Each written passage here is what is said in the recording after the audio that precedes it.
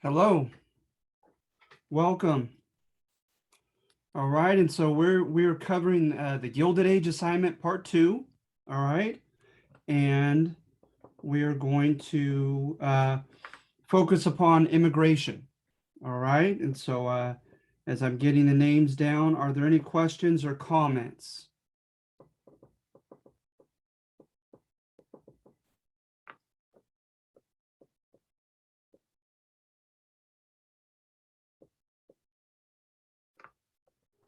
Hey, do, Hi, Kevin. what's up, Derek? How's it going, man? I'm doing well. How are you? Oh, good, not too bad. Just got off work not too long ago. Trying to get this meeting Good. I'm proud of you. going.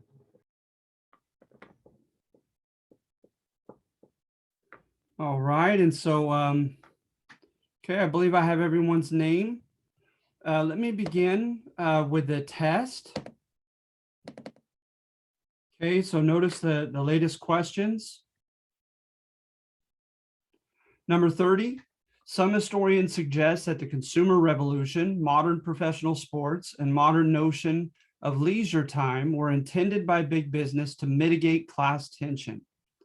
31, immigrants of the late Gilded Age were deemed as new primarily because they were not WASP or from Northern and Western Europe. Number 32, in the class handout, Jewish immigrants, and then we have a section on them. Number 33, according to the handout, the late 19th century process of formal immigration and naturalization was, with the exception of the variable of communicable diseases, consistently congruent with Emma Lazarus's poem, or consistent with it. Number 34, according to the handout, Italian immigrants succumbed to labeling theory, becoming the criminals and violent political radicals the American public portrayed them to be, despite economic opportunities to escape the proletariat. And number 35, as with the infamous 5 points in New York, the instructor noted the correlation, just the coexistence, not necessarily causation, between poverty, marginalization, and crime.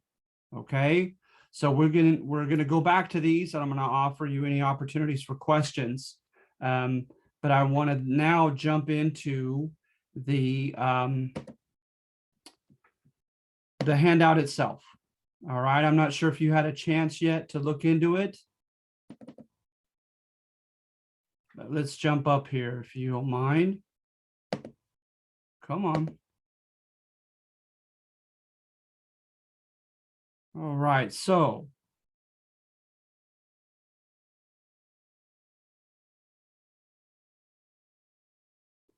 number one, right? Nothing too sophisticated regarding the thesis at all. Simply that America constituted a lesser evil for Jewish immigrants. All right. So from the 1880s till World War I, just over 2 million Jewish immigrants are going to come into the U.S. Most of them are going to stay in New York. All right. And so what you're going to see is a contrast, right? A limited contrast at that. But how badly they had it back in Europe compared to what happened here. All right. And notice a concession is made is that anti-Semitism was alive and well here in the US. Social xenophobia was experienced by the Jewish community here in New York. There's no getting around that. But what the focus is upon is economics, is how they did better for themselves. They had more economic opportunities in the United States than they had back in Europe. Okay, so with the Jewish community back in Europe, most of them were in Central and Eastern Europe. From the times of the Bible, right? The famous diaspora or the spreading out, dissemination of the Jews after their homeland had been conquered. And they lived in, that's supposed to be shtetls with a T after the H, I believe. But in their shtetls, they had they were ethnic enclaves by necessity, actually. They were called upon they were had it prescribed for them where they could and could not live. So they had their self-contained communities throughout the medieval, throughout early modern, and then into the industrial era. And it's very interesting the degree to which they, you see a limited degree, and I don't want to bifurcate this too simplistically, but those who were able to live in the big cities like Kiev, Moscow, the major cities of Poland, they were Warsaw, etc. They were able to assimilate if they chose. And you had this almost generational civil war, if you will. That's too dramatic to call it a civil war, but tension amongst the Jewish community as far as those who were the traditionalists and those who wanted to modernize. And those who wanted to modernize, especially if they were to marry Gentiles or non-Jews, they could face being excommunicated from their family and disowned by their family. And so you had the traditionalist who still could speak in Aramaic, although Yiddish was the primary language by the 1800s. They argued over worship, but oftentimes they were very self-contained communities living in the shtetls. They had their own schools for their children. Of course, they had their own synagogues for worship, and they had their own fraternal organizations with one another. And then, of course, right, a lot of that, and you see that here in this assignment, is out of survival because there was so much anti-Semitism that they had to face. And of course, that you have mass psychology that comes into this, and you have areas like, with the bubonic plague and so forth, how the Jewish community with their laws and rituals on hygiene were so pristine from the Old Testament of the Bible that the bubonic plague largely did not touch them. And there was resentment that they had some type of demonic power and exemption from this plague that the Christians were dying in droves from. And then, of course, you have the passion plays that were played out throughout early modern Europe. And it kind of, a bit like watching the movie The Passion of the Christ, etc., is you see the role of the Jewish Pharisaical leaders in the death of Christ. And so you have the notion that they are the killers of Christ. And that was brought up again during the Reformation in the 1500s by both Catholic and Protestant sectarians. And so you have this long tradition of anti-Semitism. And then you also have a little bit of truth to the matter that some of the exemptions, like under the Spanish, right, and with the Pope, is the Jews were exempt from usury, the sin of usury, because they were a distinctive, ethnic group and distinctive religion that was tolerated under the Roman Catholic fold. And so hence they were allowed to lend money for interest when the Christians, the Catholics, could not. And so you have the development of a Jewish intelligentsia and middle class of like bankers, creditors, lenders, lawyers, and jurists of the law, etc., that did well under Catholic Spain, to the point of incurring the envy and the anger of a lot of the Spanish Catholics. And you see them, the ultimatum of them under Ferdinand and Isabella having to convert or leave Spain around 1500 in the 1490s, actually. So at any rate, all these things kind of coalesce, but they kept themselves very distinct with their culture, with their exclusivity, and so forth. And that plays into this narrative as well. And so in 1881, in the early 1880s, You had pogroms. Evidently, pogrom, according to, and I'm not sure how the reliability of the book, but I know it's well known. Norman Davies, his book Europe. I read a little bit from that, and a pogrom literally means a roundup or a lynching. And so a lot of this was social. It was not legally sanctioned by the Tsar of Russia, but it happened anyway, and there wasn't much done to stop it. And you have photos of Jewish children and babies that were murdered in these pogroms. It was awful. It was very awful.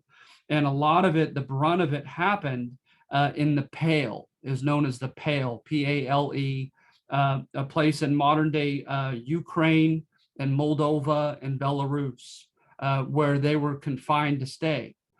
And so what didn't help also was the assassination of Alexander II. And you had the phenomenon, which you're going to see with the Italians and the Irish here in the US, is the press is going to link the Jews that were non-traditionalists with political radicalism, joining Marxist, communist, anarchist groups. And it was anarchists who assassinated Alexander II.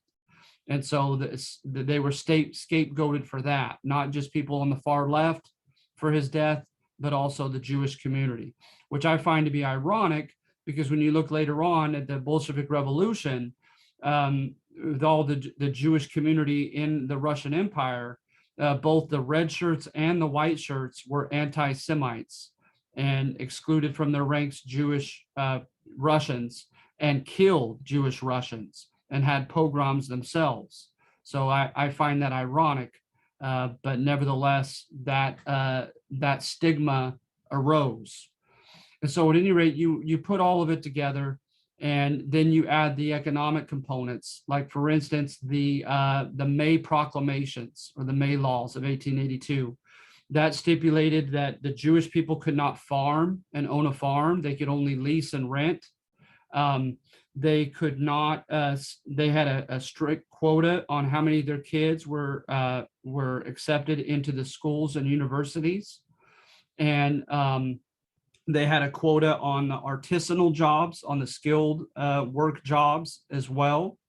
And they even, of course, put a quota on the government bureaucracy and how many Jews, because you look in the 1800s, it was a big deal when Benjamin Disraeli became the first Jewish prime minister of England. That was a big deal, a lot of press coverage, a lot of discourse about that, when, in light of the Enlightenment, in light of classical liberalism, the next century, we're supposed to be colorblind by then. And who cares what his ethnic background was? So at any rate, all this plays into the narrative of the push that pushed Jewish community out of Eastern and Central Europe. And then they weren't immune from it even in Poland, in areas in Poland where they had found in some ways the highest degree of tolerance. And so you have economic limitations, you have social pogroms, and then also when they began to escape the Pale, escape the pogroms of the Pale and move into the major cities of Moscow, Kiev, etc. in the Russian Empire, they were kicked out of those cities. And so they were expelled by Tsar Alexander III. And so clearly, right, you have this kind of this narrative that lends itself to a contrast, because when they come into the United States, there aren't going to be any major pogroms of lynching of Jewish immigrants. Unfortunately, it's going to become a phenomenon with African Americans, with Hispanic Americans, and also with Italian Americans in the newspapers, etc. But not really a narrative with the Jewish community. So they're going to come in and by and large going to take residents in the Lower East Side, it's called, of Manhattan Island of New York. And when they come in there, right, they're going to, and this is going to happen quite often, is the whole moving process was largely insular, right? It was connected to everyone living in their community and in their country to begin with. From the time of the Civil War, the United States government helped subsidize major industries to send and hire brokers or middlemen from different countries like the Hawaiian Islands and the Philippines and China, but also into Europe, into Central and Eastern Europe at this time, to try to bring in more laborers. And so the steel industry and some of the major textile industry, cigar making industry, were all a part of this movement as a lobbyist group. So at any rate, they had fellow Jewish people, the Italians, the same thing, come and try to, sell, if you will, America to them. And then also, according to the sources, the average cost and time was greatly curtailed to cross the Atlantic. It became much more affordable and safe and quicker to make it across the Atlantic. It went from almost 2 months sailing to, oh goodness, I want to say fewer than 2 weeks. And it was just over 10 days. And then also the price went from anywhere approximating $40 down to between $10 and $12 to be able to sail across the Atlantic. So it became affordable. Now you're having the proverbial pull. You have the push to get out of Eastern and Central Europe. Now you have the pull pulling you here. And so when they came here, by and large, however, many of them inhabited these dumbbell flats, and they began working with these middlemen who told them that the best way to go about for their livelihood in an immediate sense was through textiles. So you see this picture here of this group of people that are sewing in a crowded tenement apartment room, sewing just day in and day out, and they were paid piecemeal by how many they could produce. And so, you could say that they were not immune to the immigrant experience of being, kind of pigeonholed at the very beginning into the proletariat, into the manual laboring class of the industrial era. But notice this paragraph beneath the pictures. So historian Tyler Anbinder, and by the way, I would highly recommend this book as well. It's City of Dreams, about the immigrant experience. Very, very rich in data and informative.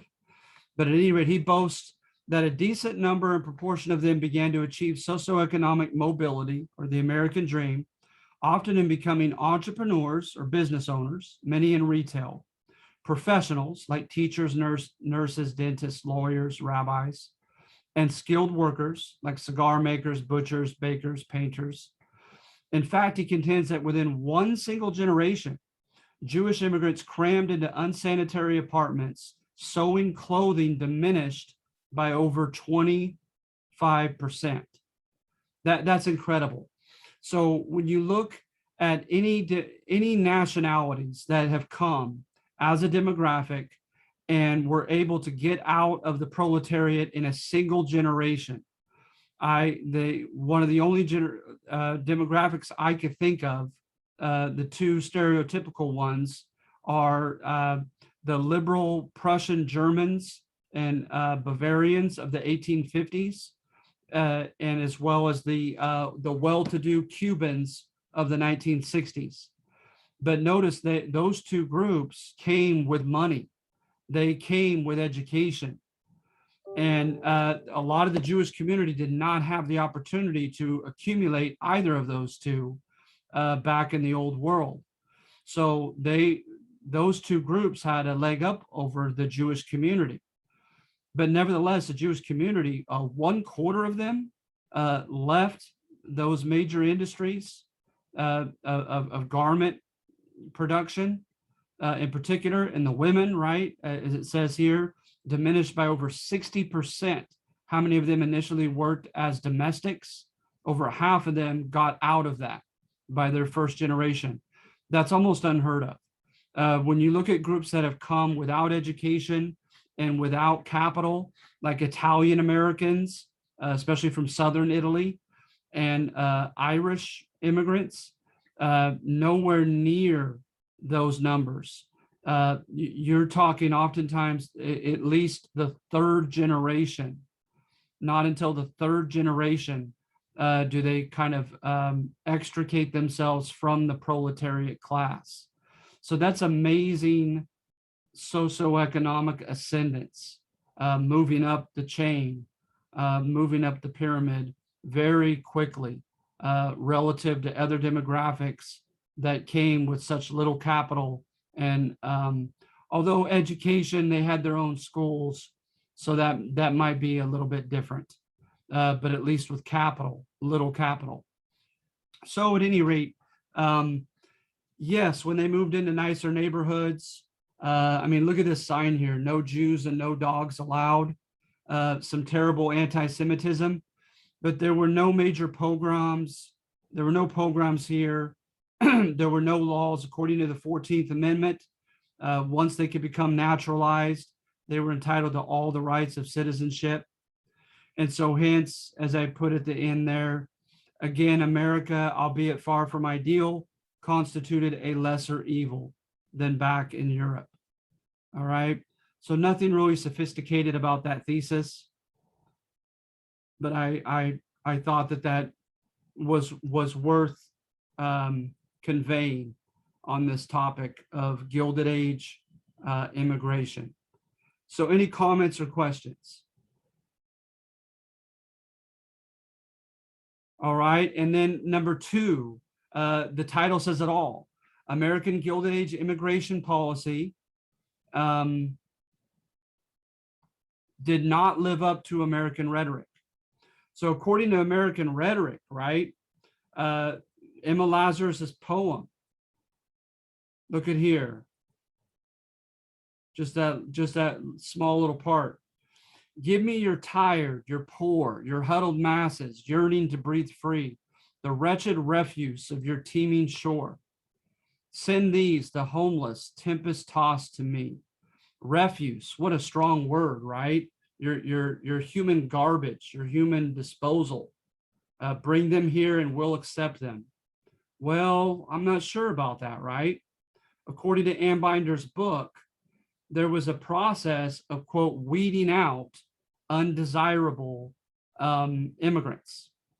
And, you know, the term undesirable, that's scary, right? Because that literally is the English translation of the German Reichs, the Third Reich's word for those who did not fit into their people's community.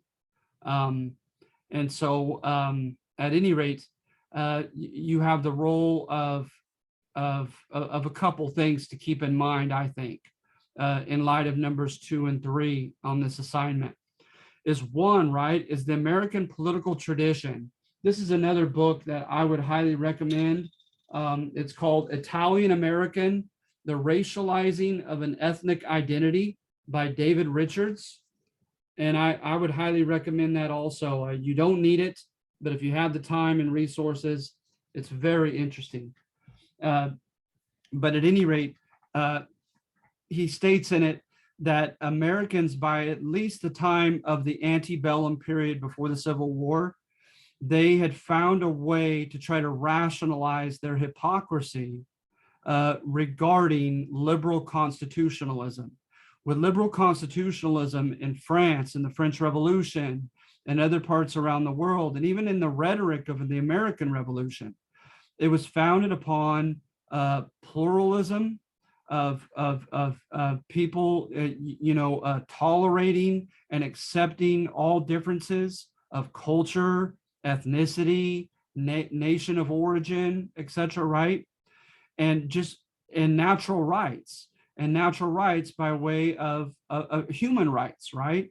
By way of you being entitled to those rights by virtue of being born a human being and made by God. And so, I mean, it was that simple. But in the antebellum period, they tried to continue this dichotomy between white human beings and black human beings, and contending that black human beings, give me just a moment here, try to find it because it's very, very interesting and very sad.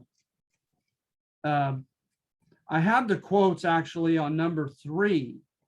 But let's see here. I may need to just refer to it from number 3 because I don't want to take too much time. Let's see here. Although I think I'm almost there. No, darn it. Okay, so anyway, I apologize. But you look at number 3 and it says here, let me try to find it.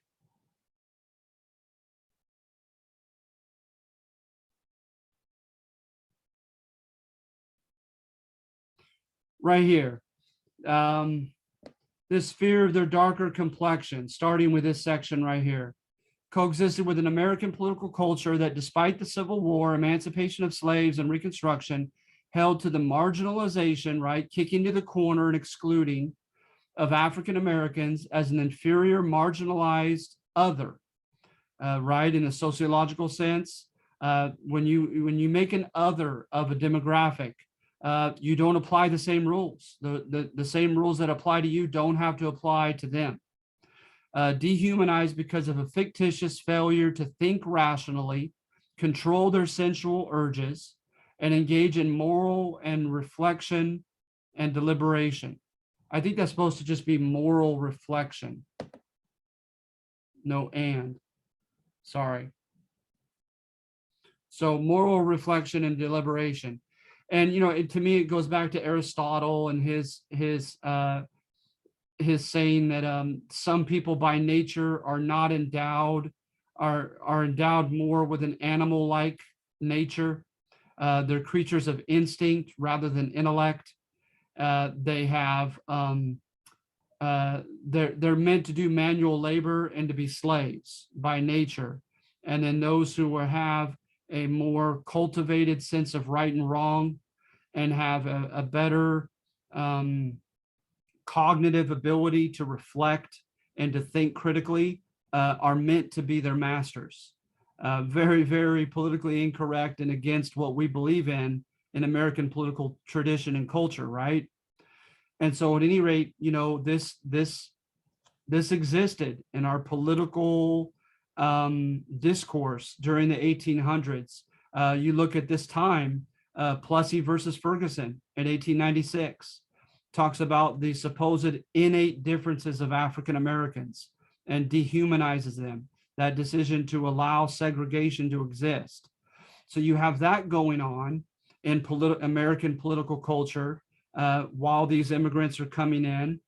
And then what you also have, and I don't know how much I want to get into it because I want to save some of it for imperialism that's coming next after the test, but these so-called sciences, the hard sciences, are going to employ Darwinian thought, and they're going to try to convey, which of course has no footing today. They're trying to convey the point that certain nationalities or ethnic groups are not as evolved as other groups are, which is, you know, there's all kinds of stuff I could say about that. But we'll further get into that when we do the imperialism topic, taking over the Hawaiian Islands and the Spanish-American War, etc. So all this is militating against the immigrants coming in. And of course, they were non-WASP. When you look at the phenomenon of colonization, historians like David Hackett Fisher convey the real simple, but perhaps, you know, kind of salient fact that those who first effectively settle or colonize an area, such as the Euro-Americans taking over from Native Americans. They oftentimes employ cultural baggage or cultural luggage. Whatever their worldview is, they impose on those that they colonize. Whatever their institutions are set up like, family, government, schools, they're going to implement in their own image, their own fashion, right? Whatever their worldview is, whatever their normative behavior is, et cetera, et cetera. And so likewise, ours were set up by Western Europeans, by Spanish, by Dutch, by French, and mainly by English, right? I mean, after all, I'm speaking English here with you guys, and we still derive from English common law and our jurisprudence, et cetera. So at any rate, that's what we have inherited, arguably, at least institutionally and somewhat culturally, despite all the diversity that our country has boasted. And so now these groups come in and they're from the Balkans, they're Croatian, Serbian, they are from the Near East, they're Turkish, they're Syrian and Palestinian and Jewish, etc.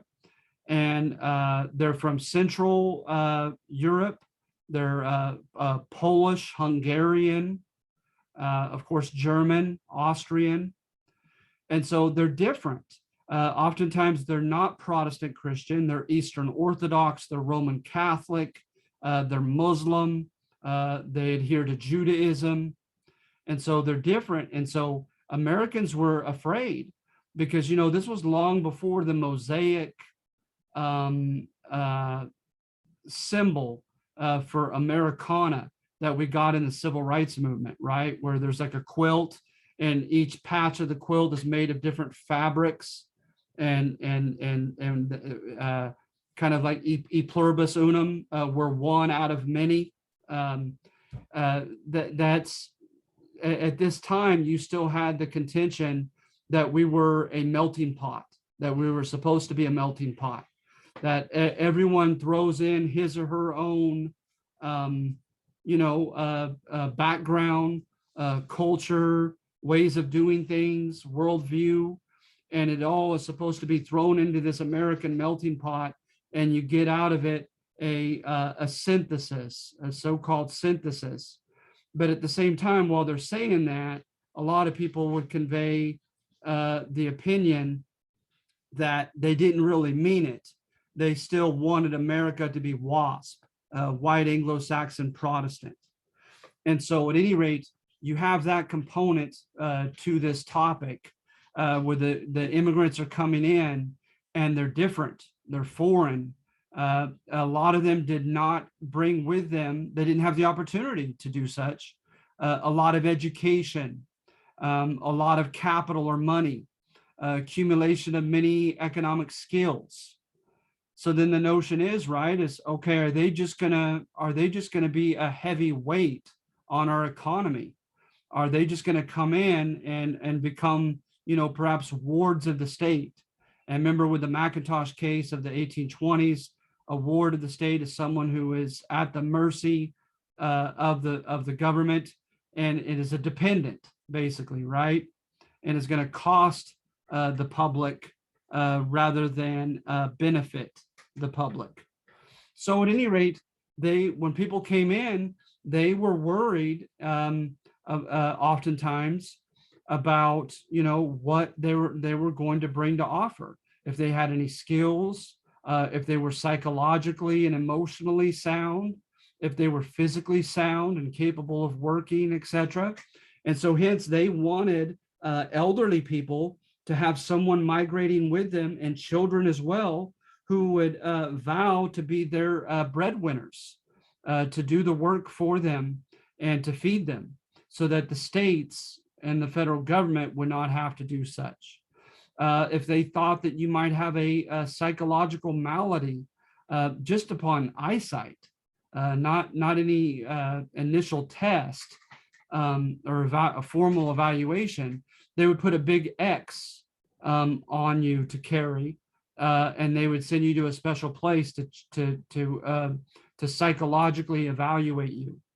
And so for all these reasons, if you had a physical deformity, if you were perceived to have a psychological malady, if you were too old or too young without a breadwinner with you, you could and sometimes were denied entry into Ellis Island.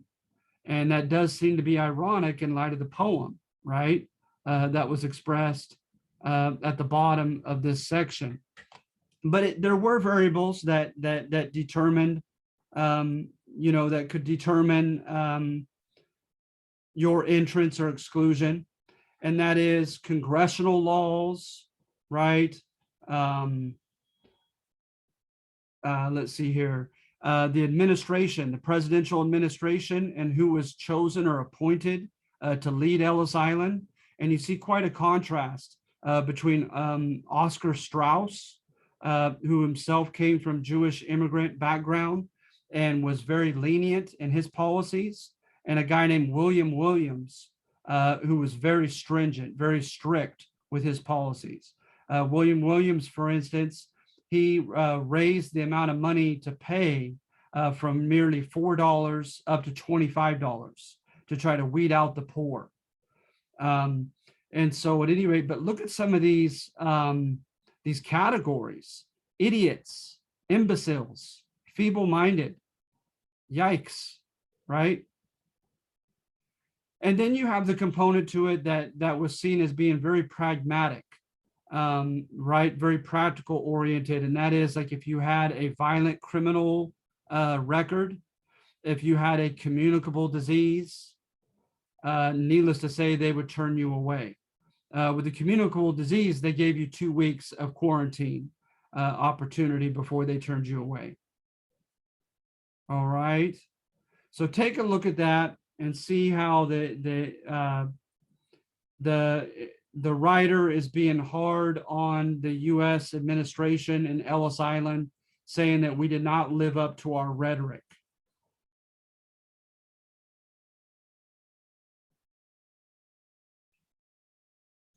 And then number 3, new immigrants. Particular attention is paid to Italians in this section.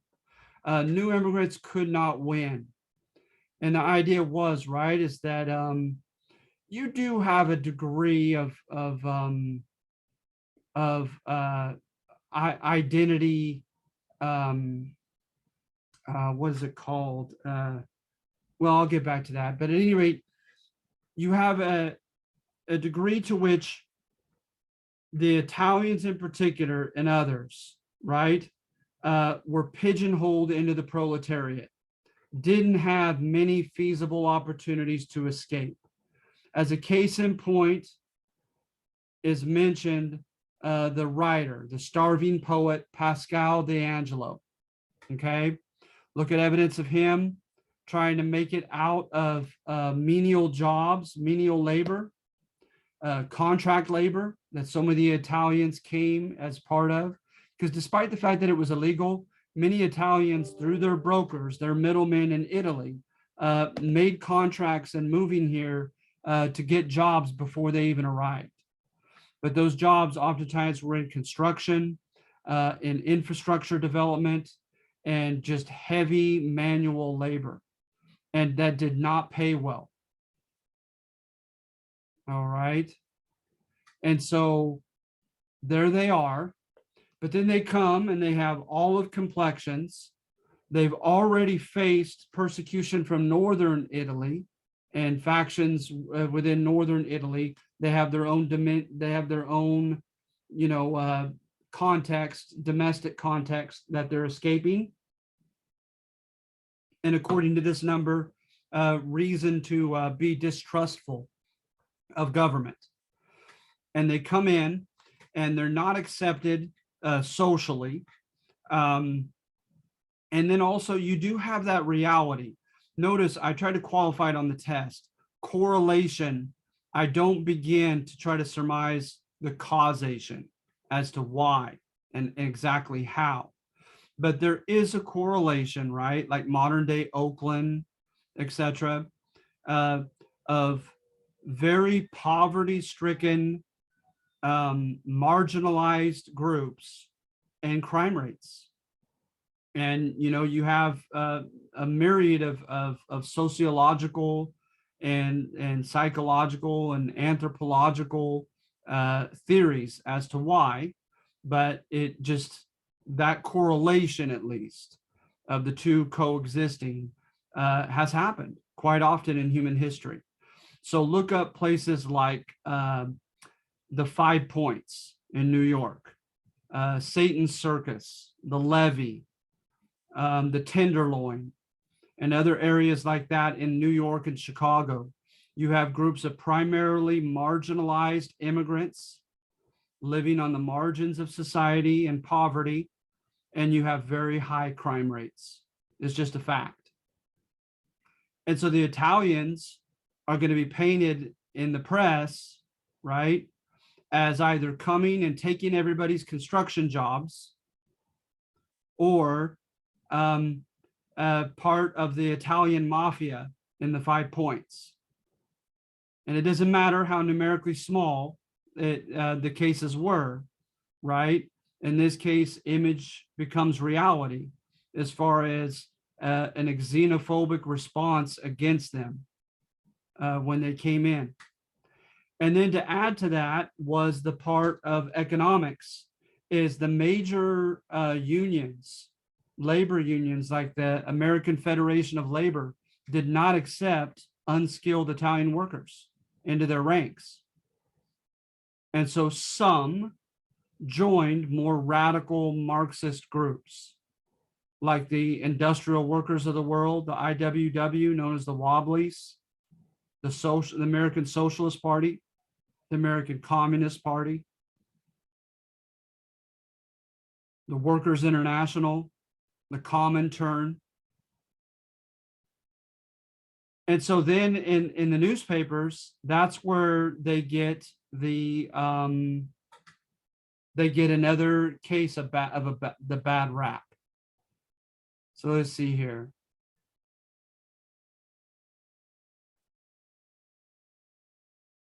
Get to that soon.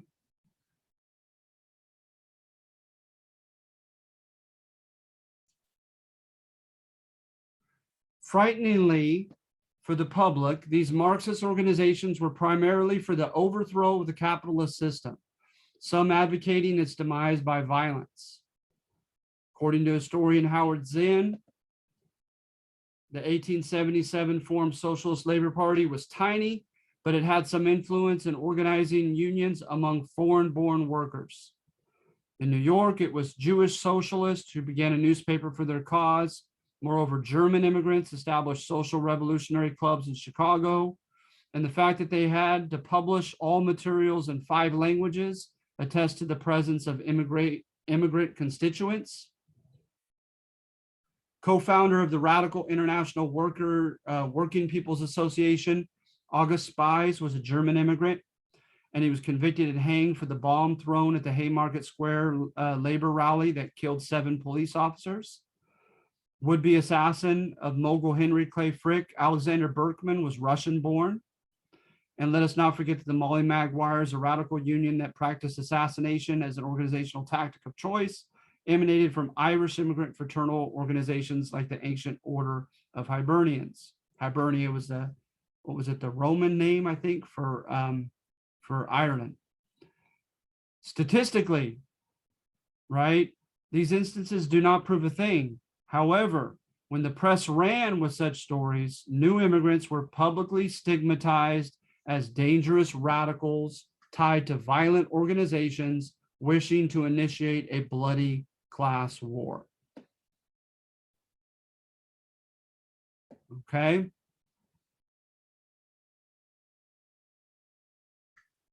And then also the Italians and other groups, according to Thomas Nast and the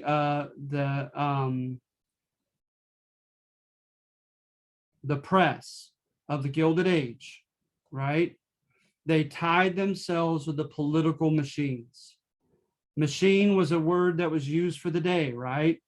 To connote some type of system that became larger than any single individual that wielded it. And because it was the age of mechanization, everything was becoming machine propelled, right? In the Gilded Age. Some people thought it was like a panacea that was going to solve all problems. And some people thought it was going to be, like the dystopian movies you could see today where machines take over the world and kill everybody and destroy humanity. So at any rate, they use the term political machine for the political parties and their organization and their tentacles into all of the regions of the country, and how influential they became in the political processes, particularly elections. So with the political machines like Tammany Hall, look up Tammany Hall, Tammany,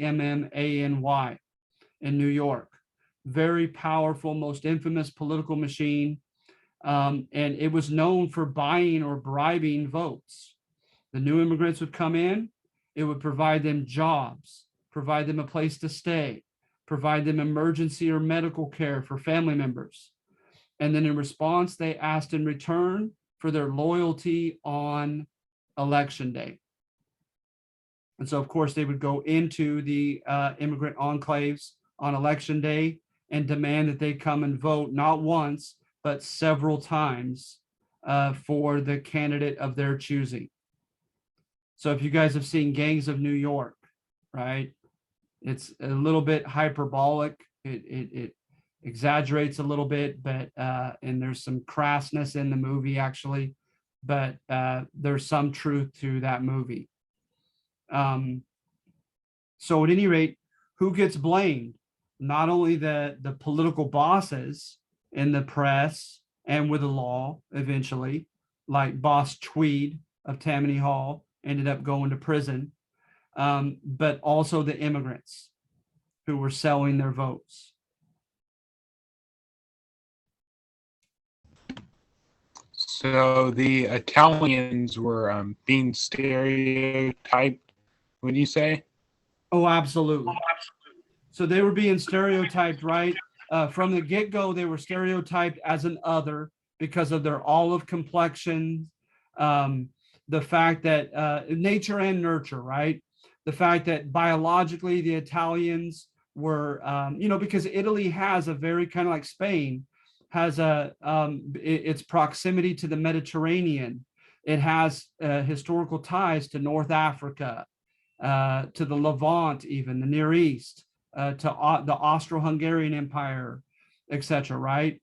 So it says that they contended that their blood has been diluted, right, and it's not wasp enough.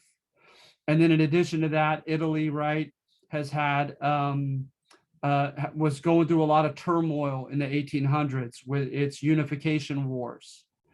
And so hence the Italians were violent and couldn't resolve their problems, that they were erratic, etc. Some of the same stereotypes toward like Latinos, right, in Latin America. So yeah, absolutely, they were stereotyped, they were stigmatized as being criminally prone, radical in their political allegiance, corrupt, connected to the mafia, into the crimes of the 5 Points and other places that were getting so much publicity for such. So yeah, absolutely. So hence here, right? New immigrants like the Southern. Go ahead. Thank you. You're welcome. Anytime, Jaden. So new immigrants like the Southern Italians were very limited in their opportunities, immediately stigmatized as an un-American other, and practically pushed into radical economic organization and ethnic exclusivity that further exacerbated their poor public image. The press in particular played a key role in conveying them as un-American, cliquey, violently prone radicals. Given their scarcity of options, it sure seems as if they simply could not win. All right. So going back to the test. Now, please remember, we don't necessarily need to get into the detail of every question just yet because we're going to go over that next week. Next week, you'll have this test and all week to do it. But are there any general questions? You guys feel relatively well about those questions? I have one question. Sure. So where would we find some general information for question 30? Number 30. Thank you. You know something? That one I omitted. I omitted to put in, and I apologize. So I'm so glad you asked, Jaden. During the Gilded Age, right? You have, through the combination of technological improvements, right?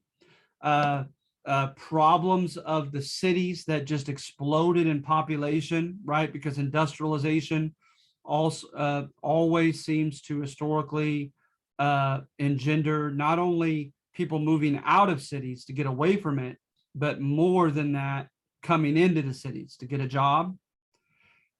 With issues that the cities were going over, with technological innovation at this time, is you had suddenly the development of shopping malls, of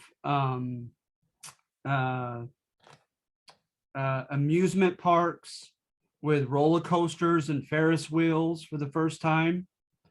You have also in the cities the evolution of entertainment. You have Nickelodeons with beginnings of what would be moving pictures or like movie theaters. You have the beginnings of recreational sports and professional sports in the Gilded Age as well. And so at any rate, big business right about this time began to acknowledge in the midst of these big strikes in particular, began to acknowledge a weekend of Saturday and Sunday off. So that modern notion is not very old, just over 100 years old. So at any rate, but notice, right? You look at the stadiums today, Mercedes-Benz Stadium, AT&T Park, whatever it might be, right? Big businesses own a lot of the professional arenas, etc. And they pay and subsidize them, and they're highly advertised in return, etc. Right? So people have made the assertion that big business welcomed this idea, this modern notion of leisure and of public entertainment as a way of giving catharsis to their workers, right? Letting their workers blow off steam. And because they were afraid, there's evidence of them being afraid of a revolution, of something like almost like a Bolshevik revolution. If you look at this time, right, one common analogy, an instant in Europe that was cited by Carnegie, Rockefeller, J.P. Morgan, so many in the presidential administrations, was the Paris Commune. I don't begin to know much at all. I've never read a book on the Paris Commune, but it happened evidently in 1872, and it was a people's workers rebellion. And they claimed that they were going to take over the means of production and control it themselves. And no private property was to be safe.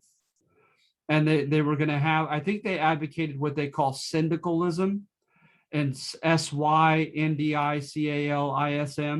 And syndicalism is a democratic form of Marxism, where the people of each factory democratically decide how to allot property and how to allot resources. And so at any rate, we'll never know how it would have turned out, because the French army ended up squashing the movement.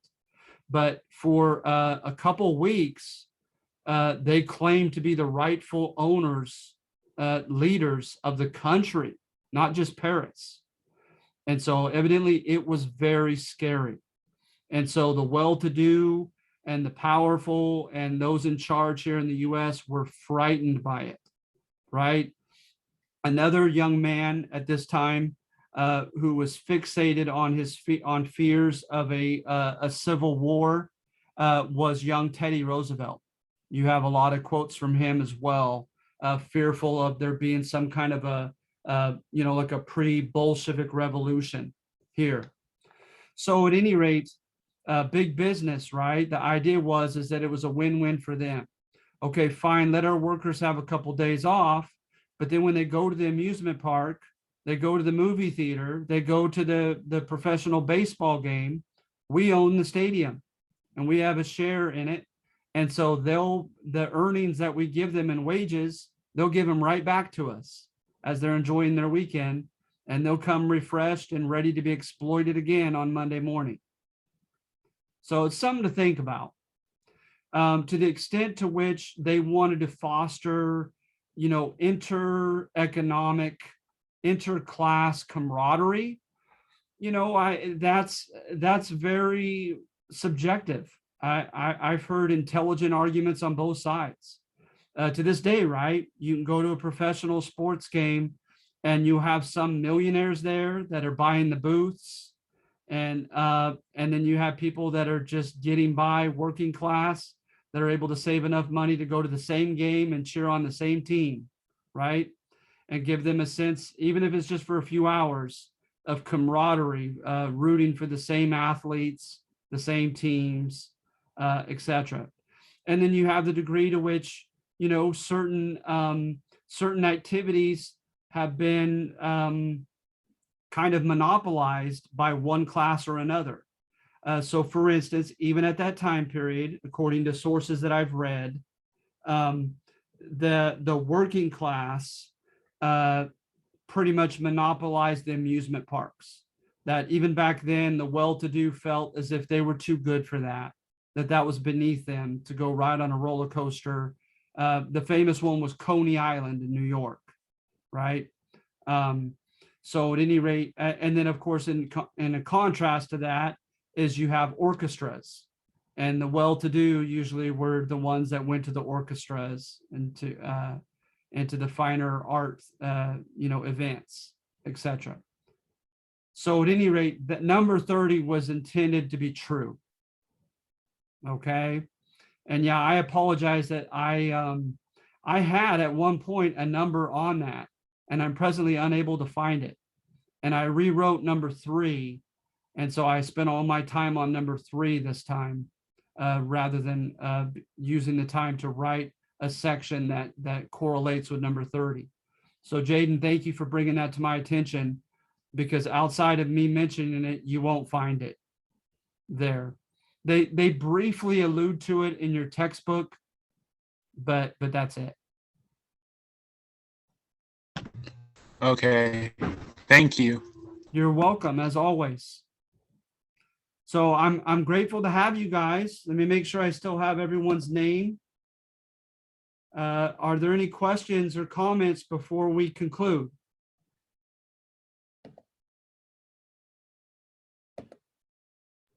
Yeah, so what's the exact date for the exam there? So the exam it's no different from the assignments, Kevin. So you'll have from Monday all the way to Sunday evening to do it. Next week? Next week, that's right. So are you going to go over all the questions? Yeah, I will. And again, Jaden, as you have had me in class, the first test, I'm okay with unlimited submissions as well. So you could take it until you ace it, if you like. Okay, thank you. You're welcome. Laura, did you have a comment? No, not yet. I'm good. Not yet, okay. Kevin? I was just wondering about the quizzes. Oh, the quizzes. Do I not have them up yet? Okay. I will rectify that soon. Okay. I apologize. Yeah, I had forgotten that I had not posted those yet. I'm giving you guys time before they're due, but nevertheless, I still should have them up now for those of you who already have your textbooks. I apologize. And let me write that down. Thank you for reminding me.